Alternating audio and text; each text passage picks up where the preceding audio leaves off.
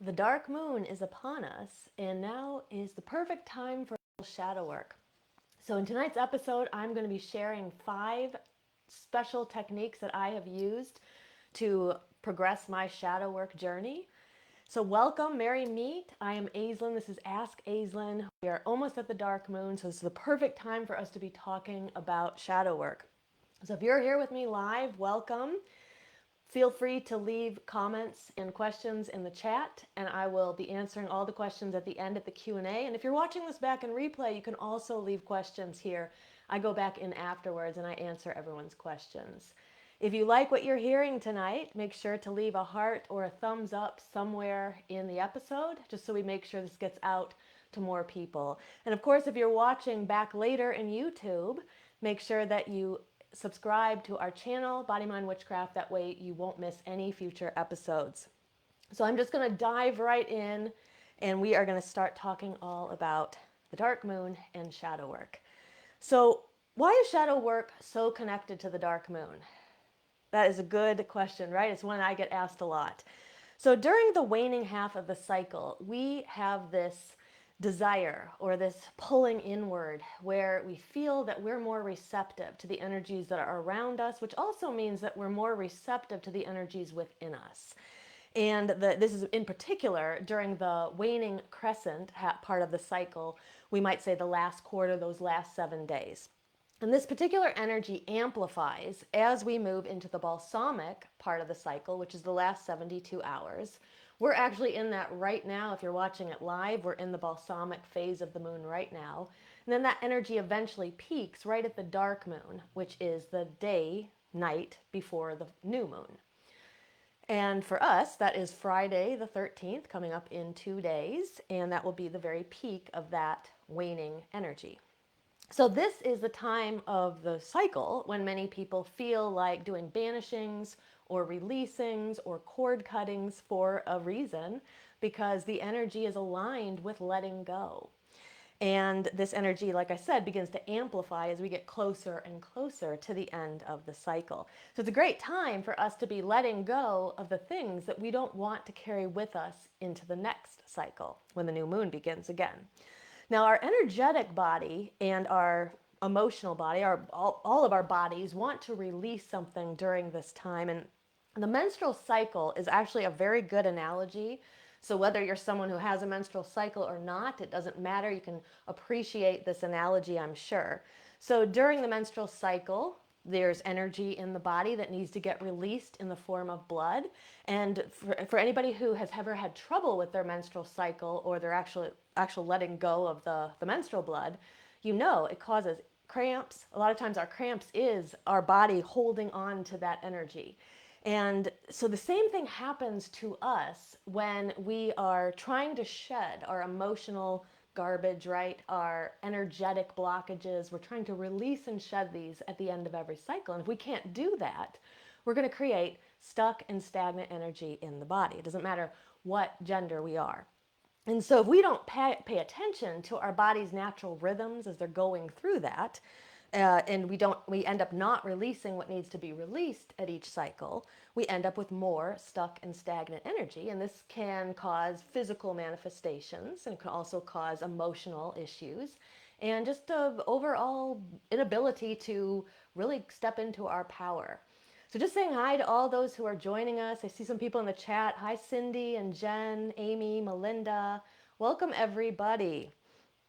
Now, it is important for us to be aware of our own unique cycles, because we don't always respond to the universal energy the same as other people. So it is important to kind of be aware of your own natural patterns, which is why I always tell people to try to keep a moon journal where you look up the phase of the moon and record that, as well as how you're feeling emotionally, physically, and mentally and emotionally. And this can help you start to see how your own natural cycle is working. Some people find that they're more energetic at the dark moon, while others feel that they're more pulled inward. Now, whether we are on the same cycle as the natural world or not, it's still important for us to be aware of what's going on in the universal cycle, because the majority of people around us are going to be experiencing that energy. So what that means is at this time, people may feel that they are lacking energy. They may feel that they want more time alone. They may be more irritated. They may be more emotional. A lot of these reactions and these manifestations are simply us in general fighting against that releasing or fighting against that digging down into the unconscious and kind of getting more into that receptive space. So if you feel drained at this part of the cycle, so as you come into those last few days, it's very natural and very normal, and it's your body's way of telling you that it would like to slow down and it would like you to listen to it. So unfortunately, we are in this go, go, go, go world that doesn't really let us do that. And so we have to be proactive about it. We have to know that we can take, hopefully, that we can take days off for ourselves, or to tell people, turn people down when they invite us places and we're just not feeling up to going, especially when we're in this part of the cycle, because this is your body telling you, I want you to do some more inner work. All right, so we may find that our shadow work is also much more accessible during this time. Now, through our shadow work, we uncover these hidden aspects of ourselves, those rejected parts of ourselves that we kind of push down into the shadows that we see in the fringes of society, we see in the people that we don't like, the ones that really get under our skin, but we're less willing to admit or acknowledge are within us.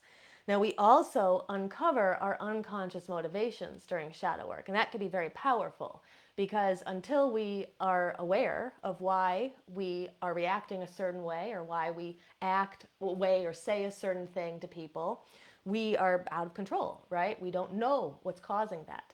But as we uncover that, those motivations through our shadow work, we gain more control and more power over the course of our own lives.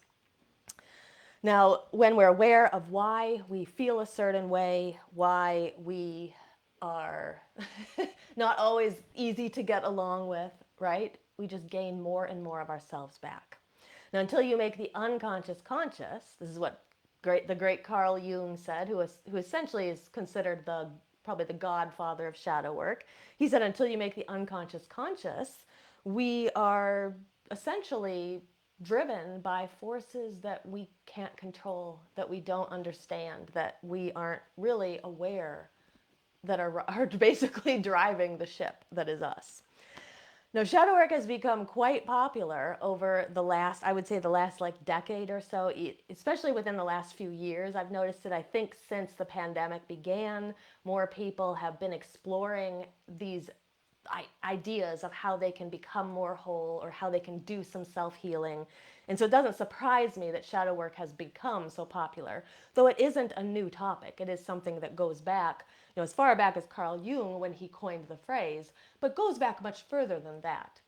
And there are we have writings from earlier times of people engaging in this kind of unconscious work to uncover those lost pieces of ourselves.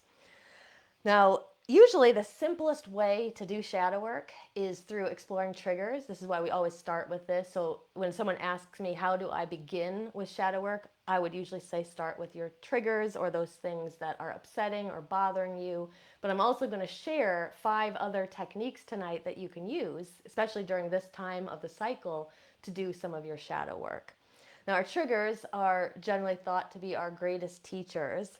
They are the universe's way of showing us that there is something that's worth exploring.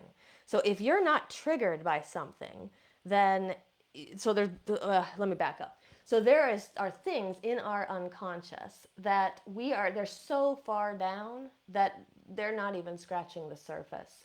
So we're not even going to be triggered by anything in the outside world because we're just simply not ready to heal those aspects of ourselves. And that's okay. Some of these things that need to be healed, it's just not the right time to do it right now.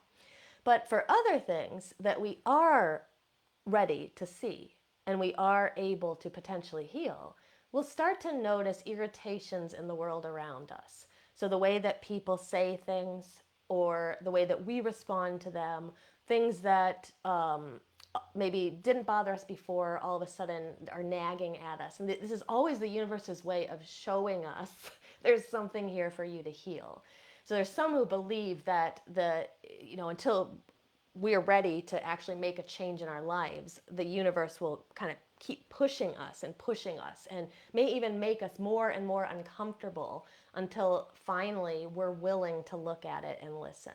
So just something to be aware, as if you notice that you're like, these patterns are sort of repeating and you're always being kind of pushed and triggered by that same thing, it's usually a sign that the universe is trying to get you to look at it. So I want to share with you something that triggered me. This goes back probably like 8 or 9 months ago, and I was able to go beneath the surface. It's something that would probably trigger anybody who was in my position who had experienced this, but for each of us, there's going to be an individualistic way that we can observe it and we can heal it. Okay, so basically, those of you who are following me probably know that Body Mind Witchcraft is a group. We offer all kinds of free classes like these every Wednesday. We offer a lot of information. We have a YouTube channel, but we also have a paid membership for those who want to go deeper with their shadow work. And we try to keep it really affordable. And so every few months, every 3 or 4 months, we open it up to the public, and I reach out to those people who have already told me that they were interested in either our membership or exploring shadow work or are looking for a mentor. So I reached out to a person who responded back with this: I don't have the income to fund someone else's hobbies. So it would probably trigger anybody, right? The way that it was phrased it was intentionally meant to be mean. It was meant to kind of hit a nerve, right? But it went deeper than that for me. I get told a lot. We have 10,000 followers on our Facebook page. We get told a lot of things. I've been told to go to hell a lot of times from people who are a little adverse to the pagan world. But for some reason, this particular comment hit me a little hard. And so I felt that there had to be something there to explore. And so I started to go a little bit deeper. So, what could be underneath it? And sometimes what we'll find in our shadow work is that these things that we're being triggered by, they actually don't go back, 6 months, a year. They go back way back to our early childhood. And so as I began to dig into my unconscious and kind of explore what this irritation was, why this was irritating my psyche so bad, I found that it went back to my dad, who, and probably my mom as well, but he was the one that it came out in the forefront that was about him. And that there were many passions that I had when I was little, including music. I have a degree in music from Berklee College of Music. And all of those passions that I had were often discounted. And I always felt like my brother's things that he followed were applauded in a greater way. And mine were kind of thought of as these hobbies that I was doing that I would probably get over at some point. And I felt that he never really took my passions very seriously. And so to me, as I started to go back and I realized that this girl in the present, who I don't know, I'll never see her again, she had triggered this thing, these memories, these connections all the way back to when I was a little girl. And so I was able to begin to heal some of that, to kind of look past that. It brought up things about my own insecurities, many of us have imposter syndrome, right? When we put ourselves out there, it brings up all of these things, ideas about my own self-belief and my self-worth. And so obviously there's a lot to unpack here, and that is a great example of shadow work, though. So as we start to kind of dig in, we start to make that connection, we start to see that pathway. That's the pathway to heal that aspect of myself, reclaim that part of me. And that is what our shadow work can offer us. So as we work through those unconscious blockages, we step further and further into our power. We feel more empowered. Like once I was able to make that connection, I understand why that triggered me. I have more power now, and I get to choose whether I get triggered by those things or not, because I know now why that triggered me. Before that, it's just this unconscious connection, not even connection, but this unconscious response that I have to the girl. So she says this comment to me, and then I have this reaction, and I don't know why, but now I do. And so now I have, right? I have broken that kind of chain, that connection. And so what happens is many people find that as they do this kind of work, it increases their magical abilities and their intuition. And that was a surprising thing for me as well. And the reason for it is because it takes so much energy to keep all those shadow aspects, all those shadow parts, all that unconscious shit, to keep that out at bay. It keeps so much energy, takes so much energy from us. But if we break those cycles, we break those chains, we break those connections, or we start to learn what's driving everything, we are freeing up that energy for greater things, for our spiritual evolution, for our, increasing our magical abilities, our clairs, our intuition. So shadow work is just so great in so many ways because it heals us emotionally, but it also begins to heal us in so many other aspects as well. So let's talk about the dark moon. The dark moon is a great time for doing shadow work, prompting exercises like the ones I'm about to share with you. And many times what we'll find is that these exercises we do will begin to prompt those experiences, like that aha moment when I was able to follow that chain all the way back to my dad when I was a little girl. Now, during these shadow work exercises, if we prompt a shadow work session, we will begin to realize those unconscious aspects of ourselves. They get revealed and brought out into the light. And this can come, like I said, from these prompting exercises. Now, you may feel during these moments that it's like a cosmic download. Some people say it's like an aha moment where all of a sudden something that had troubled you for all these years makes sense. Something that you didn't have an answer for, all of a sudden you have an answer for. And this is the promise of shadow work. Now, these 5 exercises that I'm about to share with you can either bring you into that state or get you into such a receptive space that it's more likely that you just fall into that space where you're kind of making those unconscious connections. All right, so the first thing I want to talk about is what I call shadow hiking or shadow walking. And I'm going to explain how to do it. And now is the perfect time to do it if the weather is good where you are. Think about doing this in the next couple of days because our dark moon is coming up on Friday. So what happens when we walk is repetitive movements like hiking and walking. They allow us and make it easier for us to enter a flow state. And when we're in a flow state, it's easier for us to access the unconscious. Now, our shadow hiking is usually done at dusk, and there's a reason for this because dusk aligns with the balsamic and the dark moon phase if we look at these cycles within cycles. So if we let's think about the wheel of the year, for example. So when we're in the wheel of the year right now, we're nearing Samhain in a few weeks. And so we're in that darker half, we're in that waning half, we're getting close to the end of the solar cycle. And so that is a time when the veils get thin, people start preparing for winter, people start turning inward, right? So the same thing happens during the lunar cycle right now at that balsamic dark moon phase, that waning crescent part. So again, the veils get a little thinner, we start to become more receptive, we start to reflect on things more, and that same thing happens in the daily cycle right at the end of the day before the sun goes down, right around dusk. So if we can align these cycles, cycle within cycle within cycle, that energy amplifies itself.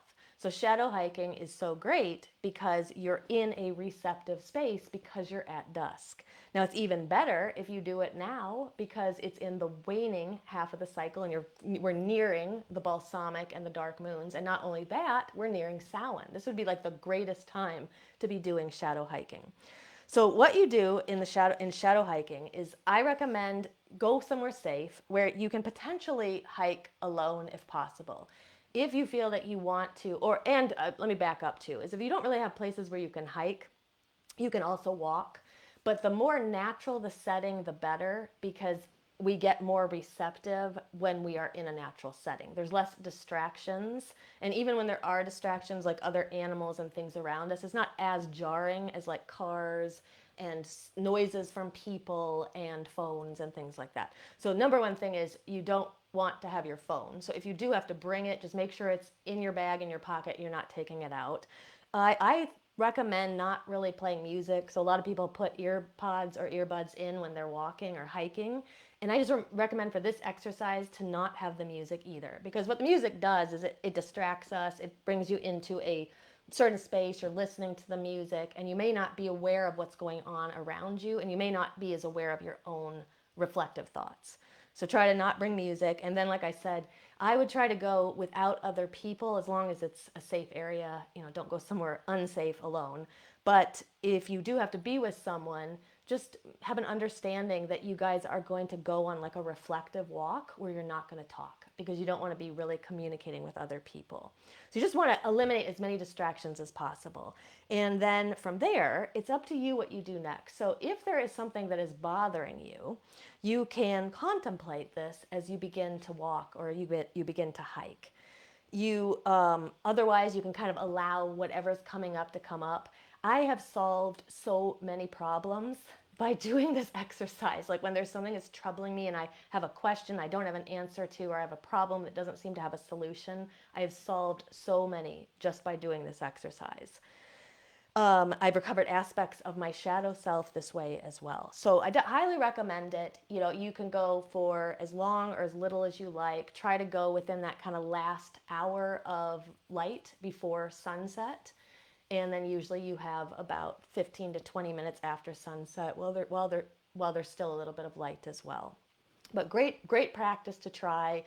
If you're not really into hiking or you can't do the more elevated climbing or anything like that, you can find a hiking trail that's totally flat. It doesn't have to be climbing. Or like I said, you can also just go walking anywhere, but the more natural the setting, generally the better. All right, so the next technique is yin yoga with shadow work prompts. So I'm going to share some shadow work prompts here and explain how you would do it with yin yoga. And again, for anybody who's here, definitely put some questions in the chat because we're going to have the Q&A at the end, okay? So yin yoga with shadow work prompts. Now yin yoga is different than the yoga that we typically think of in the West. There's really no movement during it. We're not flowing. It's not what you picture when you think of yoga. So if you are someone who hates yoga, just be open-minded about yin yoga because it can be a game changer for a lot of people.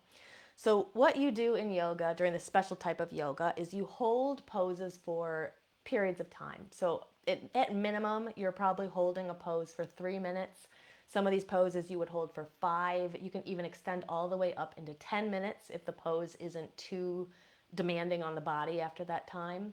And the poses can be as simple as just like Shavasana, which is just lying on your back. That can be done. Or broken bridge is a very great one to try. So again, you would lie on your back and you would put your feet a little wider than your hips. So if you think about being on a yoga mat, it would be like bringing your feet all the way out off the edges of the yoga mat. And then you just let your knees knock in towards each other so that they touch. And what this does is it actually takes a ton of pressure off of the low back. So if you're somebody with low back pain, broken bridge is an incredible posture to do for like 5 minutes a day. But it's also very good for getting into this receptive space. Another pose you can do is called legs up the wall, where you got to get up to a wall. You kind of lay on your back and then push your butt up to the edge of the wall. Some people like to put a little like cushion underneath their low back or like a rolled up towel just for extra padding. And then you just put your legs up the wall and then you just lie like that for about 5 minutes. So great poses. So what happens is that these long holds, they allow us to drop through the physical body, through the energetic body where all the chakras are, and drop us into the emotional body. That's where the shadow work is really taking place. And so what people will find is that when they're in these long holds and their body relaxes more and more and more and they get more and more receptive, things will just come up. You may just like bust into a spontaneous shadow work session and all of a sudden have like an aha moment and you understand a motivation or a pattern or something that had been troubling you for years. But other times you can just simply use the space to prompt the shadow work sessions yourself through prompting.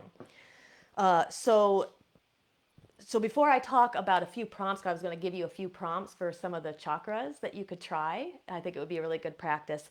I just want to also say there's other benefits to yin yoga. Like for one, it increases flexibility greatly. So if you're someone who feels you're not flexible and that's the reason why you don't like yoga, I highly recommend yin yoga. I was never a flexible person until I started doing it several times a week, and it's truly been a game changer. But at the same time, it's also so good for emotional release. So it can be so cathartic. Some of these poses that you get into, especially the ones that are opening up the hips and the low back, so many of us hold so much tension there and a lot of stuck and stagnant energy that goes back decades. And sometimes when we get into these poses, that energy starts to release because the body relaxes so much and we just let go of this energy we've been holding. And so it's not unusual to just begin to sob, actually, to cry and to let that out. It can be so cathartic. So when we're doing this for shadow work and let's say we want some prompting, I like to do a pose. I like to do 7 poses in a practice. This would end up being kind of a longer practice. It would be probably like 40 minutes, but you could just choose one pose and one chakra. But I like to do a pose for each chakra, and you can look up, Google yin yoga for chakras, and you'll find all kinds of poses that are listed. And I would find ones that seem like they're going to work the best for your body. And then I pick a prompt for each chakra. So let's suppose that I was going to work on the sacral chakra, for example. The broken bridge pose I told you about, where you lie on the back and you put your feet kind of wider than the hips, mat width, and you just knock those knees together. Very good for the sacral chakra. And then you might contemplate a prompt related to the sacral chakra.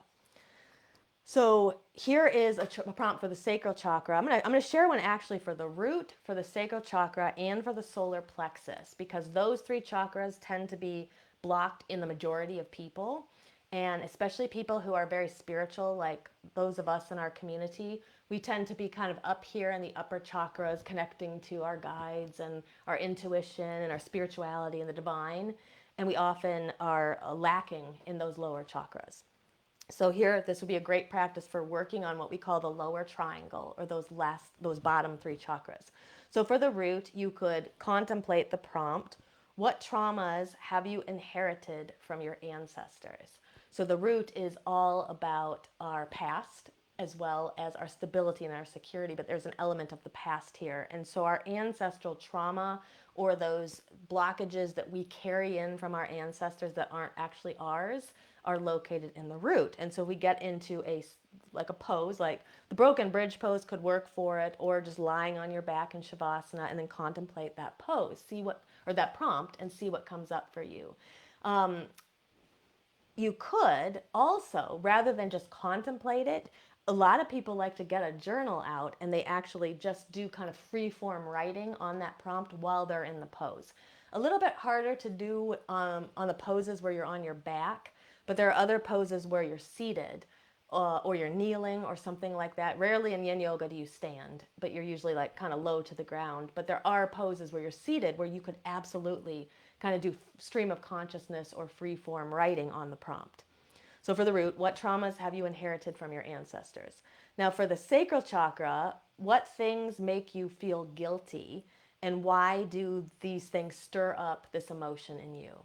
So the sacral chakra holds a lot of our guilt. This is where those of us who are people pleasers have trouble kind of putting ourselves first, right? So working through that energy that gets kind of stuck in the hip area of the sacral chakra. But what things make you feel guilty, and why do they stir up this emotion for you? And then you would move up into the solar plexus. Now the solar plexus is here in your abdominal area. So we're actually going to be talking all about the solar plexus next week. Whole episode on solar plexus and self-belief. Solar plexus is the place where our self-belief lies, which is where our self-doubt also is found. And so many of us have that. I know from talking to, there's 2,500 people in this group. I know from talking to a lot of you, it's something that's in the way of many of us. So one pose that you can do for the solar plexus is you basically sit on the ground with your legs extended in front of you. And then what you can do is over your legs, you can place a pillow, or you actually stack a couple of pillows, and then you just kind of do a forward fold. So it's not like the forward folds that you see in traditional yoga where people are really bendy and they're reaching for their feet. It's nothing like that. You just want to fold over so that there's like some constriction in the abdominal area, so it will activate the solar plexus. And then you could think or contemplate, or you could journal on this prompt. In what situations do you feel like you lose your confidence? Because again, that solar plexus is all about our strength and our abilities to have belief in ourselves. So great practice. Like I said, you can Google poses, just yin yoga for the chakras. Google those poses. Pick, maybe just do what I said, do the bottom 3 and just see how that feels, or just do one. Or if you're really ambitious, try to do all 7 in a practice like I do. And I'll also let you know is that in our Shadow Seekers membership, we have a whole section on alignment practices, and we have a whole video just on this. It's 7 poses and 7 prompts meant to basically gently align the chakra system. So if you're not a member of Shadow Seekers, we'll be open in November. So you might want to check that out. And if you are in Shadow Seekers and haven't seen that video, go find it. It's in the alignment practices. All right, so I'm going to move on to the next technique. So this is working with the shadow archetypes. So the shadow archetype, well, archetypes themselves are symbolic representations that are visible out in the world. And some of these symbolic representations are related to humans or people, and some are not. So for example, the sun, that's not really something that a person embodies, but it's an energy that is embodied in certain things out in the world. Now, the personal archetypes are roles that we, or almost like, I don't want to say costumes, but they're aspects that we embody during certain times. And when we change them, depending on the situations that we're in, and also as we interact with other people who are also, they have their own set of archetypes that they embody as well. And many times our archetypes are responding to theirs. So for example, if you have the mother archetype within you, it may respond to the child archetype in your partner or something like that. So Carl Jung wrote about 12 main archetypes, though there are other minor ones. There's also variations, but he wrote about these 12. And so I'm going to tell you what they are. And after this video, I'm going to go put the 12 in the chat so that if anybody wants to go back, you don't have to worry about just remembering them all right now, what I'm about to say. And so then you could try this exercise afterwards. Okay, so here are 12 archetypes. And as I'm reading these, and even if you don't know much about them, just think about what comes up for you when you hear these words and see if one of these resonates. Because in this exercise, you're going to pick one of these archetypes. Maybe there will be more than one that you feel you embody, but pick one that you feel you embody, and then we'll talk about what we're going to do next.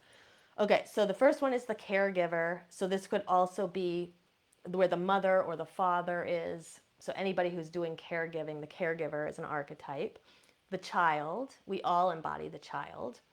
The hero, the explorer, the creator, the lover, the sage. That one has variations of like the wise one, the wise woman, the medicine woman would be there. There's the jester or the joker, the everyman or every woman. So Carl Jung, I mean, he was writing about this turn of the century. So terms are not gender neutral here. And so he called it the everyman, but it could be the every woman or the every person. And so that archetype is a little bit confusing. So I'm just going to say it's a little less obvious what that one means. But the every person is someone who is very good at many different things, kind of spreads themselves out, and they just know a lot of things, and they're very like kind of jack of all trades. The ruler, this would also have like the emperor, the queen or the king, the outlaw, and the magician. Or the shapeshifter, that could be like the shapeshifter too. Okay, so you would pick one of those archetypes that you feel that you embody, and do some research on it if you kind of feel called to. You could do some research on, let's say you're really intrigued by that every man, the every person. Do some research, find out about it. And then what you're going to do for your shadow work, though, is you're going to explore the darker side or the shadow aspect of that chakra. And this can point to areas of you that you can work on. So if you feel that you embody, let's say you feel that you embody the every person, for example. So you're somebody who's kind of a jack of all trades. On the shadow side of the every person is the idea of not, it's kind of like knowing a little bit about everything, but never really knowing a lot about anything. So sometimes when we spread ourselves and we know so much, there's this fear of intimacy that can be underneath the surface, a fear of getting really intimate with one topic or just choosing one thing and becoming very good at that thing, just allowing ourselves to kind of be moderately okay with a bunch of things rather than very good at one thing. So there's different shadow aspects to each of these. So for example, the caregiver, let's say it personifies itself as the mother in you. And the mother can be caring and nurturing, right? But she can also be withholding, and she can be devouring, and she can be rejecting, right? So you would think about, where are there ever times when those aspects of that archetype play out in you? When do they happen? Why do they happen? And exploring that, this is what gives us areas to heal in our shadow work, and can point us towards unconscious motivations. Let me say one more before I go on to the last two little techniques. So another one would be perhaps the hero, right? So the hero is out in the spotlight, always helping everybody, saving the day. But in the shadow aspect, the hero is expecting to be appreciated, and is doing what they're doing, saving people in order to get some kind of return, right? So there's always going to be kind of this dark side of each of these archetypes that is worth exploring and can really open up avenues for where you can do some of your shadow work and healing. Okay, a fourth technique is called intuitive movement. This is one of my favorite ones, especially for anybody who, this is like really blurry. Okay, there we go. Especially for anybody who has knows they have stuck and stagnant energy in the hips and the low back. This is a great exercise to try.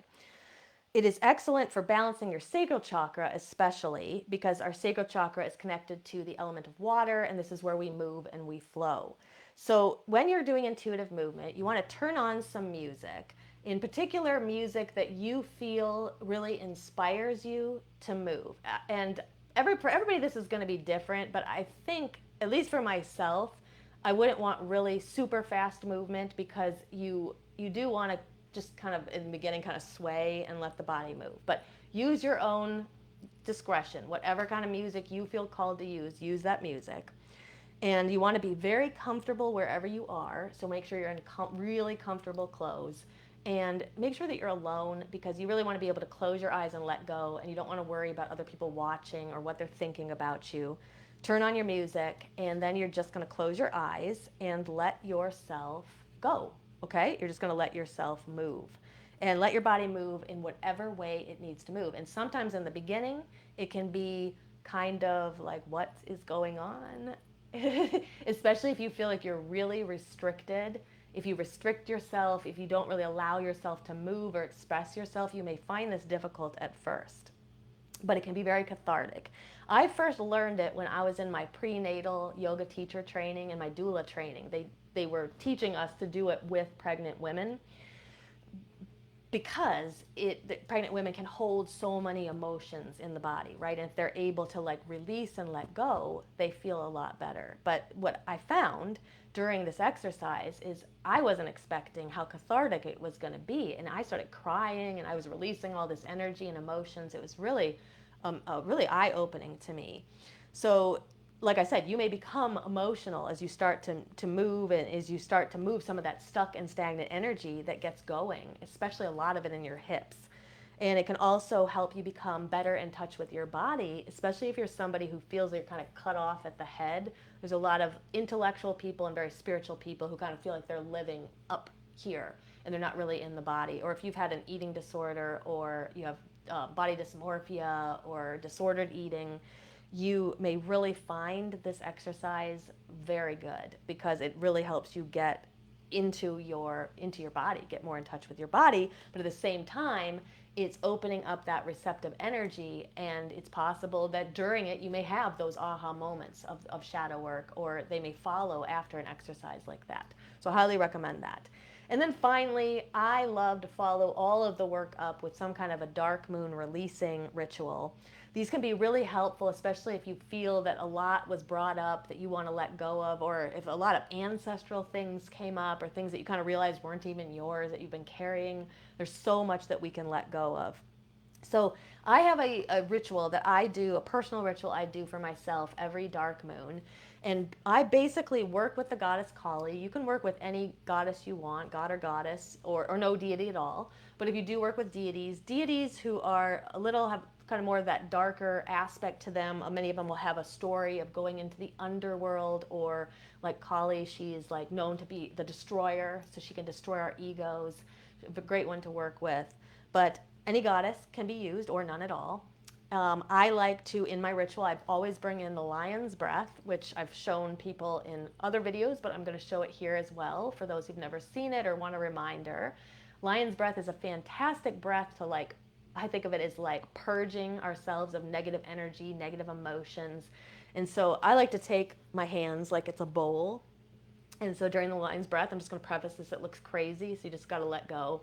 But you take a breath in through the nose, and then on the exhale, open the mouth, stick out the tongue, and you make like a hissing sound on the exhale. So it's like,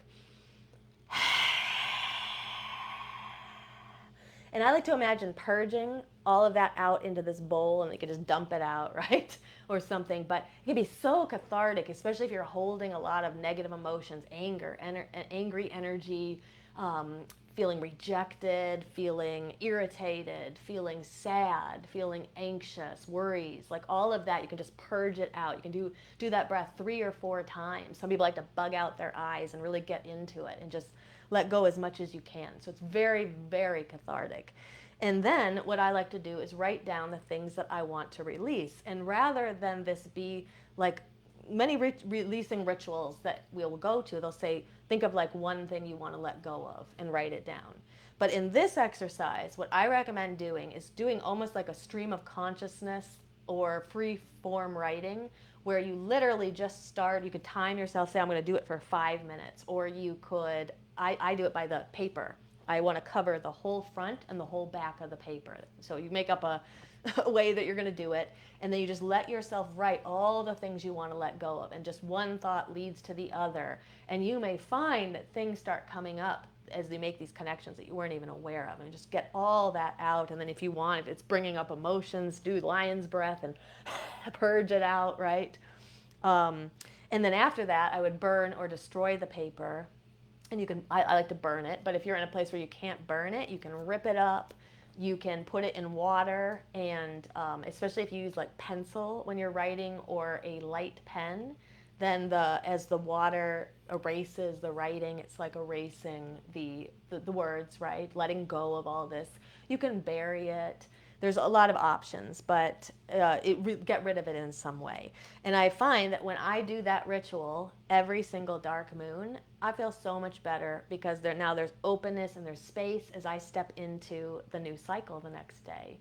You don't have to necessarily do it on the dark moon. Do it anytime in the waning crescent is great, or the balsamic phase, which is those last 3 days, or do it right on the peak of the dark moon. All right, so I hope that within that there's one or more of those techniques that you might want to try. And so if you do end up trying them, I always love hearing people's feedback and how it goes. So always reach out to me if you try some of these and you really like them. Reach out to me and let me know how it went for you. Or if it's not really working, let me know that too, and maybe I can offer another suggestion. All right, so we're going to do the Q&A. I see that there is, let me see if there's any questions in the chat. For those who are here live, you can ask anything. It doesn't have to be about shadow work. It can be about anything. Witchcraft, energy work, shadow work. And let me go to the chat now, but anybody who's here, go ahead and put more questions in. All right, so Debbie said, I've got a lot of hellos. Hi, guys, a lot of people here. Hey, everybody. So Debbie said, how do you know what that event was if you can't remember much of your childhood? That's a good question. So honestly, you don't have to remember events in order for this to work. If you can even just simply make a connection, just a feeling that it goes back to your childhood, that's enough. That's enough to, once you make the connection, the idea here is that you make the connection and so that you now have that information. So when you become triggered or you are having some kind of a response in the current world, you know where it goes back to. Now the other thing though is that you can, if you can't remember a lot of your childhood, there are ways to to bring back memories if you're interested in that. You can do hypnosis with people who are trained at that. But I recommend inner child work for somebody who doesn't really remember their childhood. It's not in an it's we're not trying to dredge up all kinds of trauma to relive it or anything. That's not the idea here. But our inner child, if we're not remembering our childhood, we probably have an inner child who's a bit wounded. And the reality is that we all have an inner child who's a bit wounded. And so working with that inner child can very much actually help you perhaps recover some of these memories or make more of these connections, which you're better able to do when you're an adult, something that you couldn't really do when you were a child. You couldn't heal that stuff because you just didn't, you didn't have within you the ability to deal with such hard stuff that most of us went through, or many of us went through. So when you're working with the inner child, one thing you can do is take your inner child out on an inner child date and just come up with something that you really loved as a kid, or that something that you really wanted as a kid but never could have, and go out and get that thing for your inner child. If it's a toy, if it's a food, a place that you wanted to go. Maybe it's a place you wanted to go, but you can't really get there now. Just see if there's a way that you could represent it in some way, and just really treat your inner child as something special. Bring them into the present, where your life is now, and they can become a very powerful ally in our shadow work because of that. But you don't necessarily have to remember any memories in order for this kind of work to work. So I hope that helps. All right, Cindy said the veil is thinning. Yes, so the veil is definitely thinning 3 times over right now, because we're thinning as we get into the further into the waning half of the year. It's thinning as we get to these last few days of the cycle, and then if right now it's dusk here and it's dark where you guys are, most of you, and so that also is there's a little bit of thinness there too. So you said, so Cindy had heard a voice spoken to her in like a sleep-wake state that said Bendis, and I had recommended looking up the goddess Bendis, and that's awesome that you're feeling a connection to her. Okay, so you said, how do I try to connect to her and follow her guidance? Okay, so very good question, and this question can be good for anybody who's trying to connect to a deity. So I would recommend, especially if it's a deity that you don't know much about, learn as much about them as you can. I really recommend trying to learn their myths. I don't know a lot about Bendis. She was a Thracian goddess. Thrace was an area near Greece, and so there's a lot of connections to her and Artemis. So see what you can find about Bendis, but if you can't find a lot about her, it's likely that there is overlap between her and Artemis. So you could also look up things about Artemis. I would see what I could find out about her mythology. So if you can find anything about Bendis's mythology, learn her story. See how her story parallels any areas of your own life. Can you make any connections to your own story? Look for her qualities. Like, I know that she's a goddess of the hunt and of the moon. So she's going to be because she's lunar, she's going to be connected to the element of water. She's going to be connected to the sacral chakra. So you could work with your sacral chakra. That would be a way to connect to her. Work with the element of water can also help connect to her. And she's also a goddess of the hunt. So working with animal guides and animal spirits can also be a way to connect to her. Thinking about qualities that she has that you don't have, that you would like to embody, and thinking about how to draw those in. That can be a way to connect to her. You can also, just when you go to sleep at night, set an intention that you would like to talk to her, and that it won't always work every single time, so don't get frustrated if it doesn't happen the first time or the second time. But if you make that intention every night before sleep, you may find that you gain information. She may come to you again in a dream or something like that. You can also set up an altar for her, and if you're able to find things that she likes, sometimes you can actually find what were the offerings to Bendis and leave those on an altar for her. Since she is a goddess of the hunt and the moon, you could decorate the altar with anything like lunar symbols or symbols of the hunt, antlers, or pictures of stags or things like that. So a lot of ways to connect. I think for me, the most important thing is to find the way that resonates most to you. Don't feel like you have to do all of those things, but definitely look into her stories and her mythology and see how you connect to that. So I hope that helps. And I see Cindy said that she loves the lion's breath, and it does. It absolutely helps. There was a time, especially I think it helps with anger, a lot of anger and the really aggressive emotions. Very, very helpful, and to be able to purge some of that. All right, if anybody else has got any more questions, leave them here in the chat. Anybody who is watching this back in replay, also feel like you can put questions here too. I come back later and I answer those as well. So while I'm waiting to see if there are any more questions, let me just tell you what's coming up. So next week, the episode is on the solar plexus. We're continuing our journey up the chakra system. And in particular, we're going to be talking about self-belief. So like I said, self-belief is one of those things that is in the way of a lot of people. There's a lot of self-doubt that we carry. And I always ask this question in the group several times a year, which is, what do you think is the number one thing that's getting in the way of your intuition or your magical abilities or your spiritual journey? What do you think is the number one thing getting in your way? And I find that there's a large percentage of people who say self-doubt. So I know that this is in people. I know that a lot of people have this. And so next week's episode, we're going to talk about how that connects to this, how the solar plexus connects to self-doubt, and how working with the solar plexus can help us foster our self-belief. So that's coming up. And then we have our Coven of Midnight's Flame Samhain ritual is coming up. At the moment, it looks like it may be Sunday, November 5th. Astrological Samhain is actually on Tuesday, November 7th, and we try to align our ritual as close to that date as we can. So within the next week or so, we should finalize our date. We're going to be working with Hecate. We don't know, we haven't written the ritual yet, so we're not sure what the theme is going to be, but it is going to be very cathartic, I could tell you that. And I do know that we're going to be doing a tolling of the bells.